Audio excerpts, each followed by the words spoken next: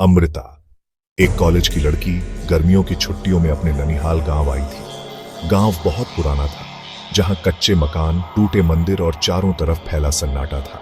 बिटिया, आधी रात को पुराना कुआं मत जाना। वहां से अजीब आवाजें आती हैं और लोग कहते हैं वहां किसी की परछाई दिखती है। अमृता हंसती, उसे लगा ये सब अंधविश्वास है।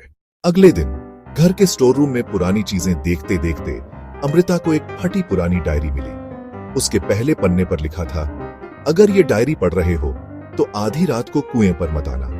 अमृता चौंक गई। उसने आगे पढ़ा। डायरी में लिखा था कि 1965 में एक लड़की इसी गांव से गायब हो गई थी और उसका राज उसी कुएं में छिपा है। उस रात अमृता नींद में नहीं सो पाई। जिज्ञासा उसे चैन नहीं लेने दे रही थी। आधी रात को उसने चुपके से टॉर्च उठाई और कुएं की तरफ चल पड़ी।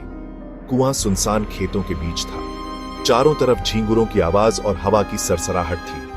जैसे ही वह पास पहुंची, कुएं के अंदर से किसी लड़की की धीमी सिसकियों की आवाज आई। क्यों आई हो?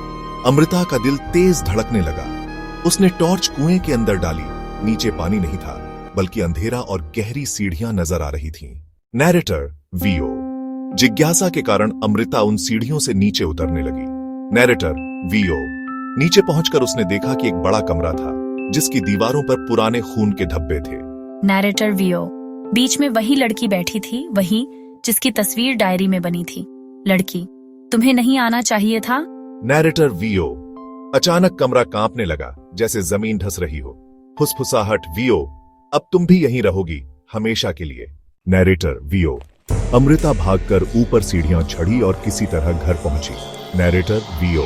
लेकिन जब उसने डायरी फिर खोली तो पन्नों पर लिखा था, अगली शिकार अमृता। Narrator VO. उसके हाथ से डायरी गिर गई। उसने डरते हुए इधर उधर देखा। Narrator VO. कमरे के कोने में वही लड़की खड़ी थी, धीरे धीरे मुस्कुराते हुए। सुबह जब दादी कमरे में आई तो अमृता कहीं नहीं थी। बस जमीन पर डायरी पड़ी थी और उस पर लिखा था, एक और नाम जुड़ गया। दादी ने कांपते हाथों से डायरी उठाई।